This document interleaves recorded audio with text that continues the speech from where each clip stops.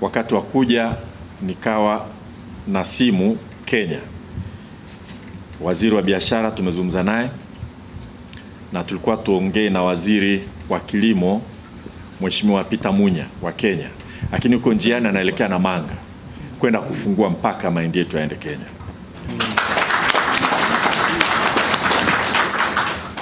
Kwa hiyo kwa muda nilijaribu kusubiri kwa sababu yuko kwenye gari tuweze kuongea, sikuweza. Hapa nimeona amenitumia message, nadhani nitaongea naye tukitoka hapa.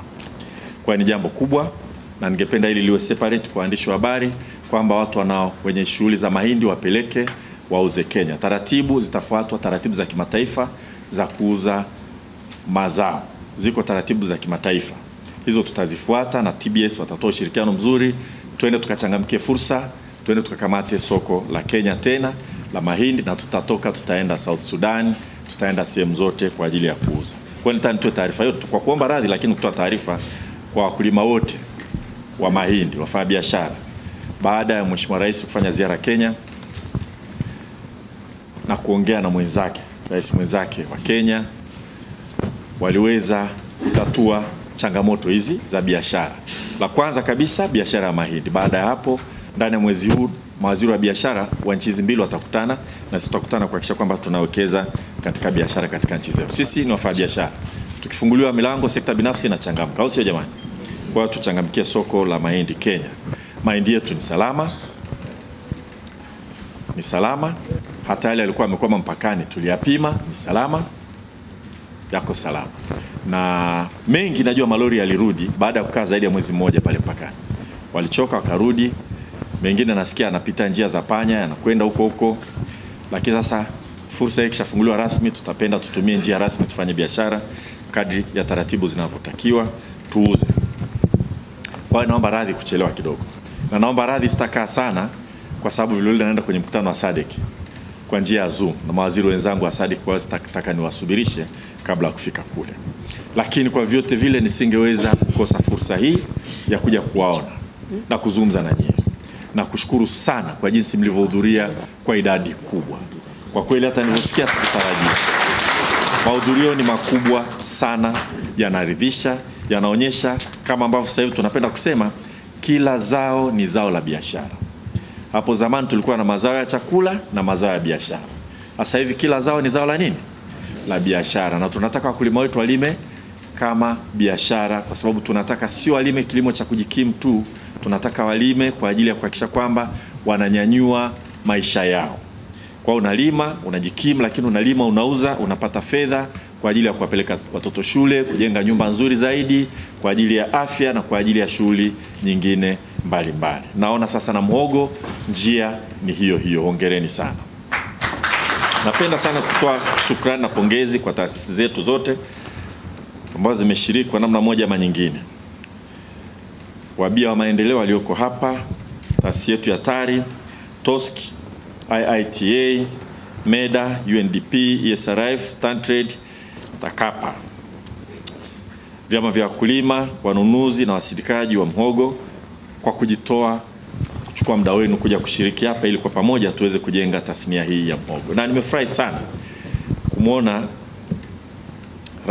RC wetu mstaafu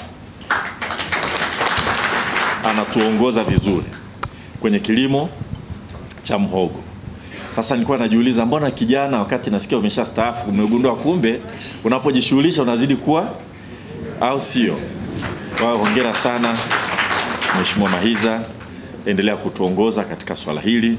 Nimemwona na DC mstaafu Sila Messi, naye nimeona unga wake mzuri anaotengeneza, ana kiwanda kidogo pale Mbezi Beach, kimeanza kuingia kwenye supermarket.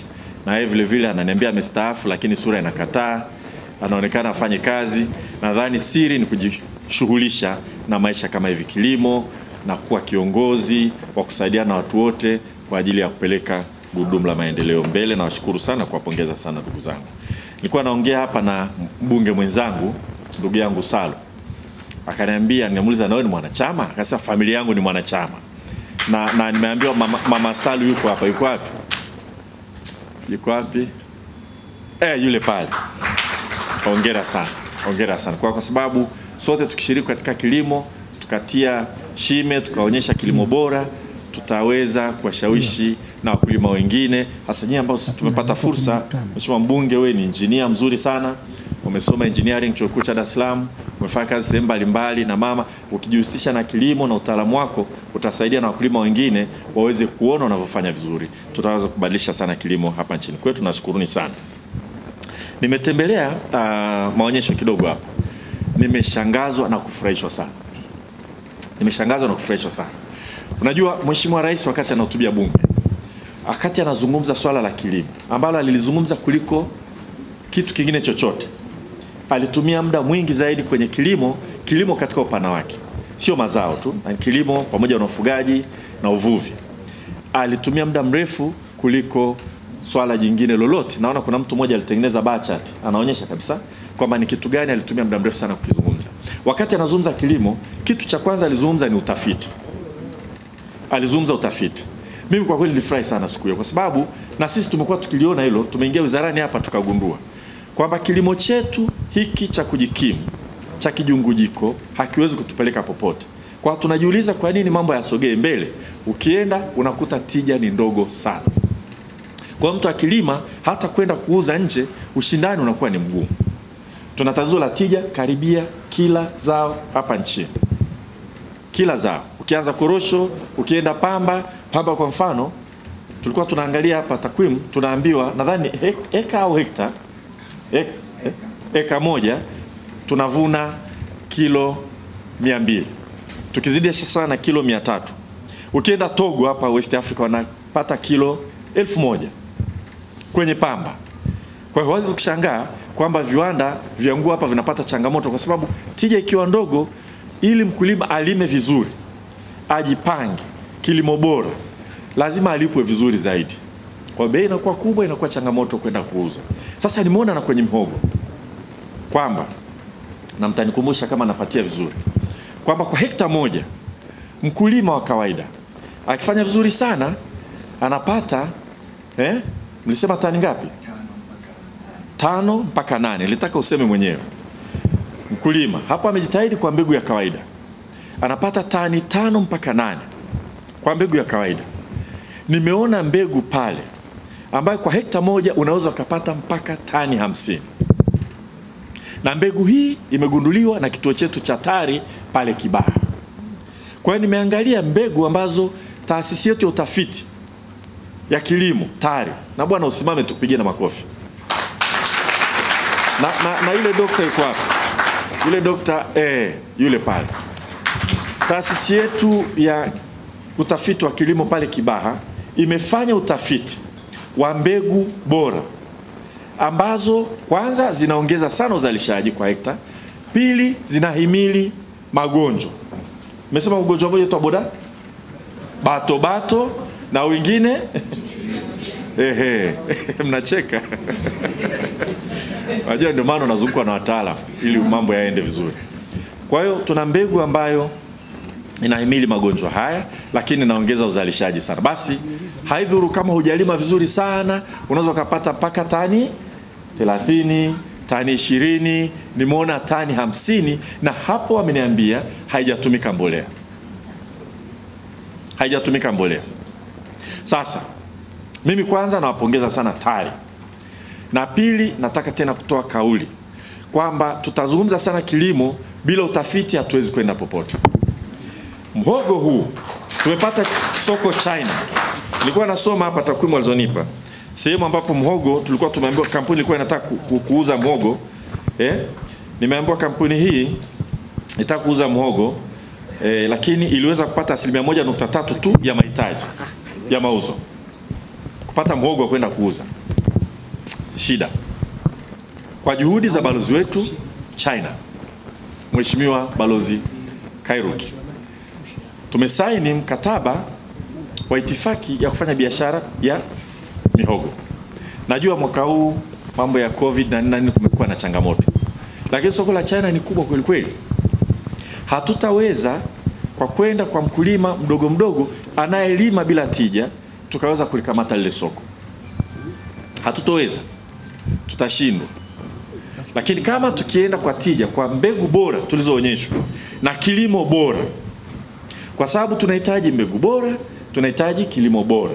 Kilimo bora ni pamoja na kujua mche mmoja utengane na mche mwingine kiasi gani, na kwenye ekari moja uweke miche mingapi, ni kipindi gani cha kuotesha, wakati gani mwafaka wa kuvuna.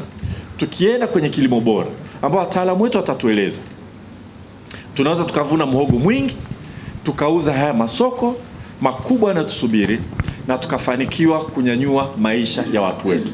Sasa kuna watu wanaamini kwamba labda ili tubadilishe kilimo lazima tuwe na mashamba makubwa. Mashamba makubwa yapo. Wale wenye mashamba makubwa wengine hawakuyalima. Kule Siha tuna mashamba makubwa. Ngano ilikuwa hailimwi. Kule Hanang tuna mashamba makubwa, hayalimwi. Sasa tunawaita John walime, tuwatafutie na mashamba mengine. Lakini kuweza kuwanyanyua wakulima wadogo wadogo, lazima tuongeze jitihada katika matumizi ya kilimo bora, kuanzia mbegu na namna fulani ya kulima na kuotesha. Na mhogo sasa hivi unaweza kunyanyulia maisha ya watu wetu wengi sana, ukanda wa pwani hasa, ambapo napo hakuna zao kubwa la biashara kivile kama tulivyokuwa tumezoea sui pamba, tumezoea kahawa, tumezoea korosho, tumezoea tumbaku, tumezoea chai. Kumbe tuna na mhogo kama zao la biashara. Tutasimama na nyie ndugu zangu, tuweze kulinyanyua hili zao, tuweze kubadilisha maisha ya Watanzania wetu. Na Mheshimiwa Rais, tena nitamrudia mara nyingi, lakini kwa kweli kwa sababu aliyasema vizuri maelekezo yake. Alisema wazi, huwezi kuondoa umaskini nchi hii bila kushughulikia kilimo. Huwezi. Na nchi inaweza ikaendelea na ikabaki na lindi la umaskini kama tutaendelea bila kuwanyanyua wakulima.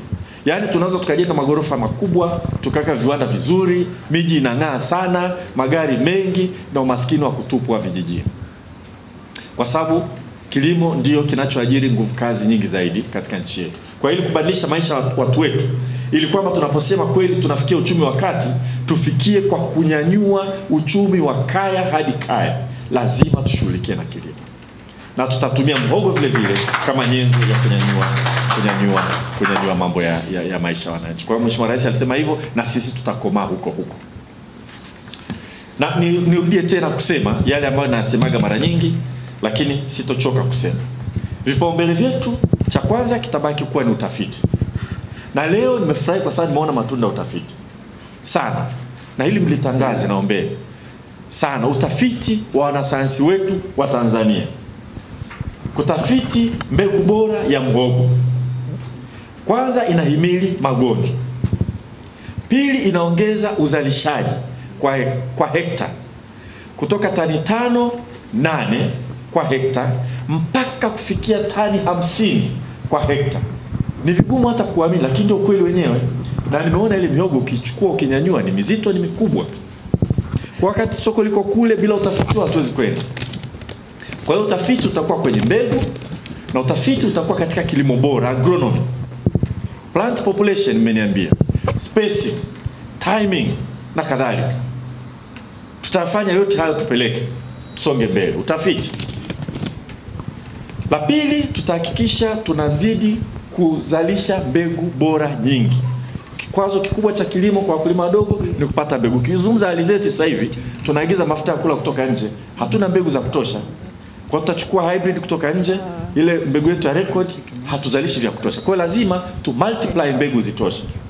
Ndio maana tumesema kwenye budget tumetenga fedha mashamba yote 13, nadhani ya 13 ya ASA yafanye ukulima wa kuzalisha mbegu kwa umwagiliaji.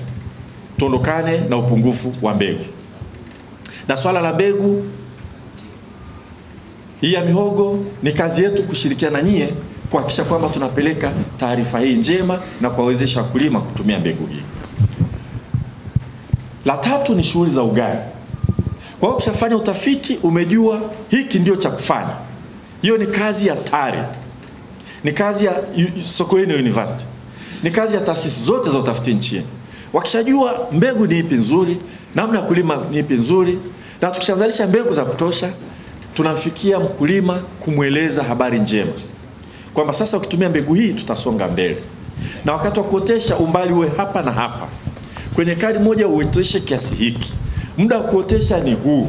Muda mzuri wa kuvuna ni huu. Kwa hiyo tunaweka nguvu kubwa kwenye ugavi. Kwa mwaka huu tutaanza na mikoa 3 ya mfano ya kielelezo. kielelezo, na italenga uzalishaji wa mafuta ya kula. Tunatumia nusu trilioni kuagiza mafuta kutoka nje. Haya mafuta tunakuja kuwauzia wakulima ambao wana mashamba, wakipewa huduma nzuri ya ugani wangeweza kuzalisha wao alizeti, alafu tukazikamua tukapata mafuta tukaokoa hela za kigeni. Kwa hilo la kwanza tutalifanya, lakini tutalifanya kwenye shughuli za ugani.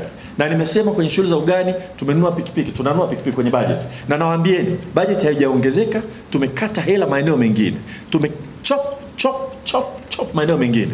Kwamba hili acha. Sogeza hela kununua pikipiki 1500 kupelekea maafisa ugani. Na maafisa ugani wako TAMISEMI.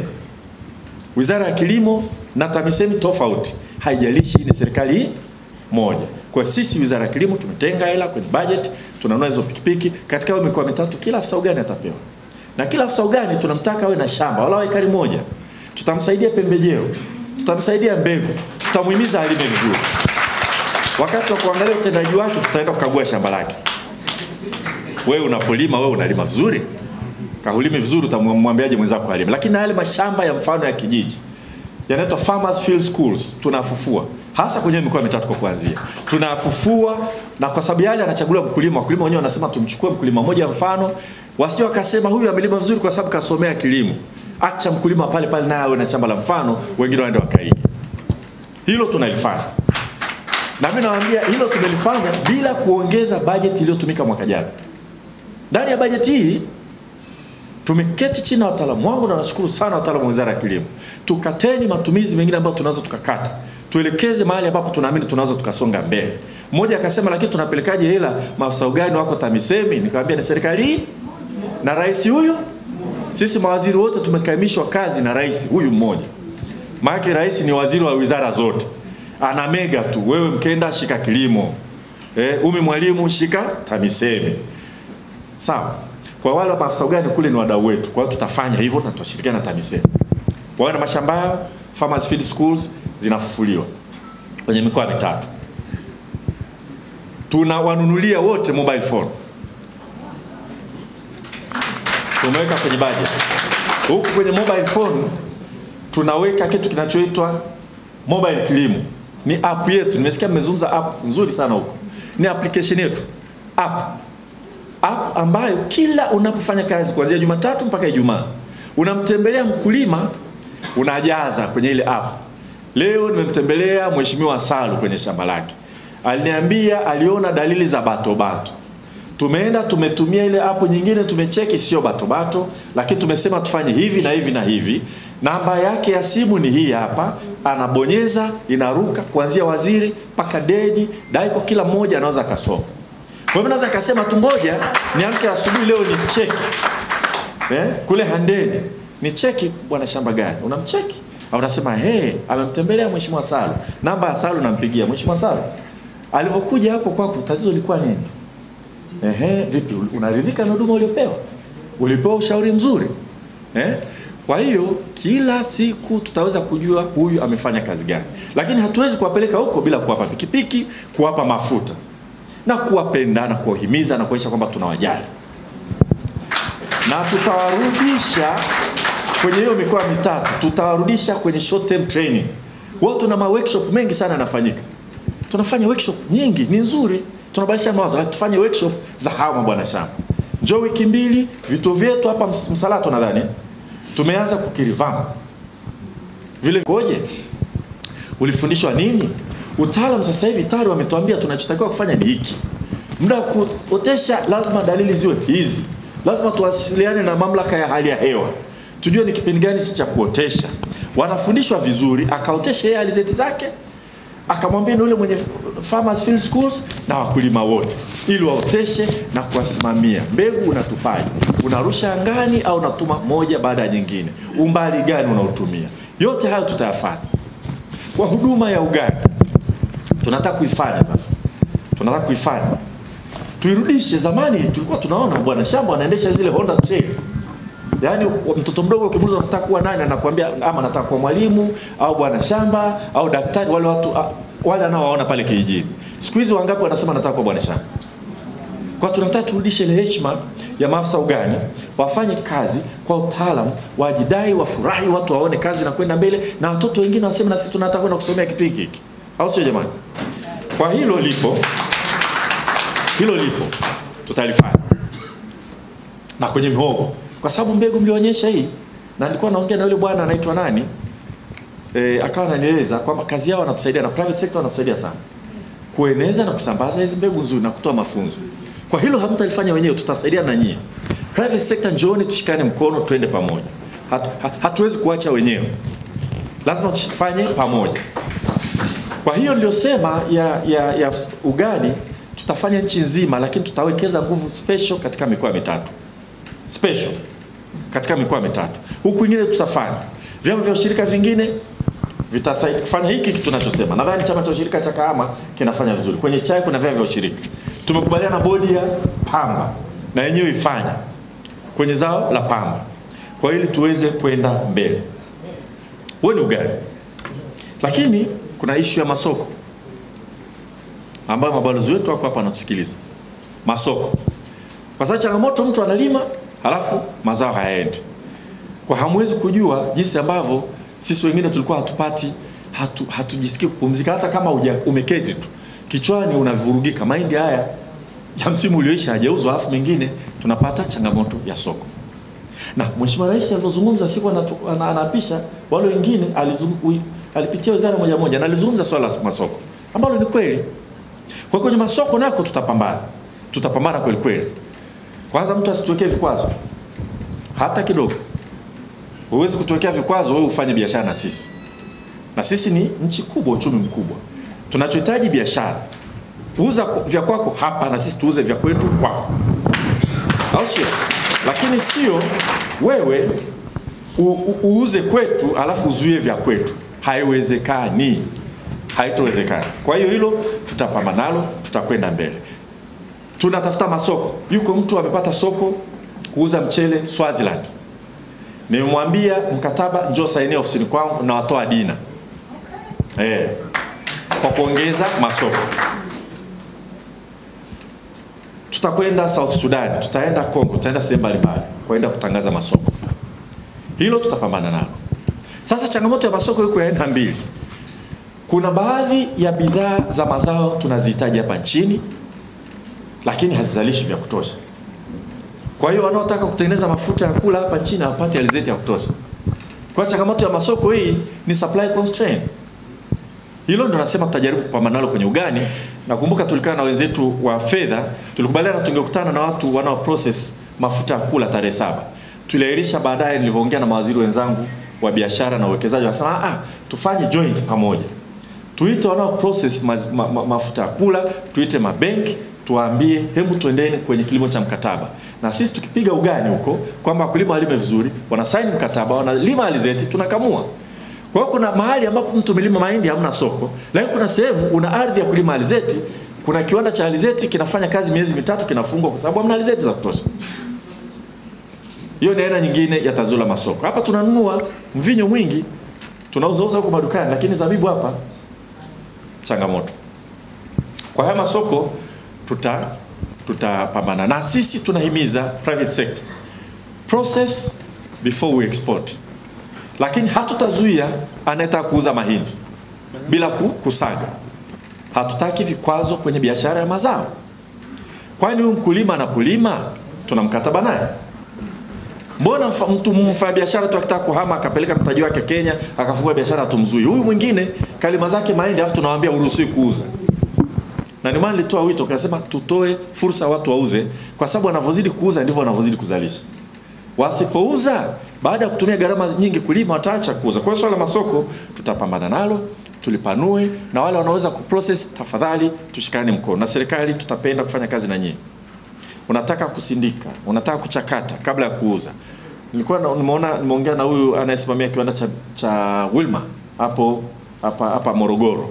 Sasa hivi ananunua mchele, anausindika vizuri, anapaki vizuri, ana brand, anauza Kenya sasa hivi mchele ambao umewekwa kwenye mfuko. Kuna kampuni ya Alaska. Na anajitahidi, na ni mwanamama, anajitahidi, ana process, anajaribu kuuza huko. Sasa wakati mwingine mwanzoni pagumu, lakini watu wanasimama wanakwenda mbele. Maana mnaito ujasiriamali, maana kwanza lazima uwe jasiri ndio utafute mali, au vipi? Ndio maana kwa hiyo wale wanafanya hivyo tutashikana nao mkono twende. Na mwisho ni agrofinancing. Hili sitalizungumzia sana. Leo tuna changamoto. Mheshimiwa mbunge, unaingia kwenye korosho, watu wanazalisha korosho, wanauza, wanazalisha korosho, wanauza, wanazalisha korosho, wanauza, zinanunuliwa, zinauzwa, alafu madeni yanapanda. Tuna madeni ya bilioni 88. What is this? Watu wanazalisha korosho, wameuza, alafu madeni yanaongezeka. Kwenye pamba hivyo kuna madeni. Kwa hiyo tumekubaliana tutapambana. Baadhi ya hayo ni structural. Tutamaliza kwa kuongea na financiers. Na tumeanza kuwa na ubunifu wa namna ya kutatua hilo, lakini tunataka ubunifu mkubwa zaidi. Kwa hiyo naunda high level panel ya kudili na agrofinancing. Na wakuu wote wa taasisi za fedha wakubwa hapa nchini, CRDB, NMB, TADB wamekubali kuwa member. Na kwa sababu ni wale ma-executive wamekubali kuwa member wao hapa level, tutawateua rasmi na tutaizindua hiyo kamati. Kwa hiyo nimemuomba Mheshimiwa Bashe awe ni mwenyekiti wao, ili tuweze kufanya kazi ngoma ile. Tuweze huko mbele tunavyoenda tusiwe na ushirika ambao unakopa benki, unanunua mazao, afu ukishauza unarudisha benki, afu unakopa tena unanunua mazao, ukimaliza unarudisha afu unakopa benki. Na kila ukikopa benki kuna riba, na riba hii analipa nani? Analipa mkulima. Haya nimekuambieni tu kuambia kwamba kilimo kwa kweli sasa hivi sisi tunataka kwenda mbele na hatuna muda. Haka muda ambao tunakaa wizarani tunataka tuache mark. Sasa na mhogo tutakwenda nao.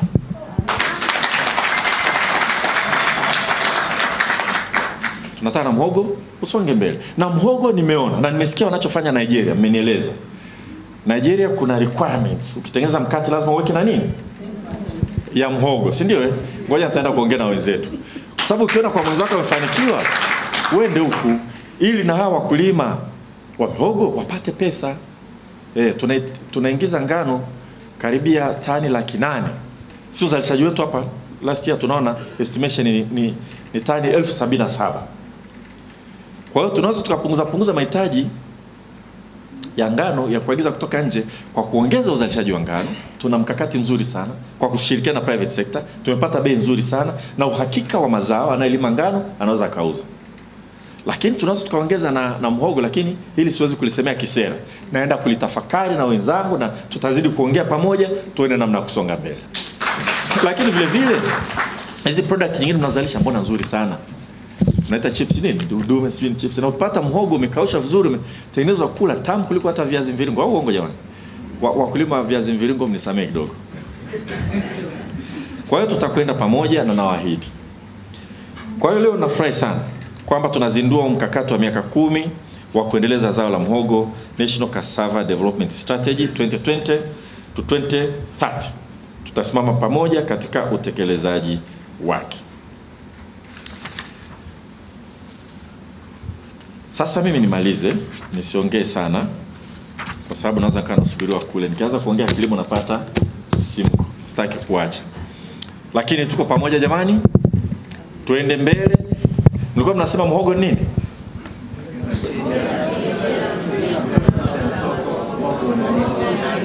Mhogo unalipa. Kwa hiyo natangaza rasmi kwamba mkutano huu umefunguliwa. Asanteni sana.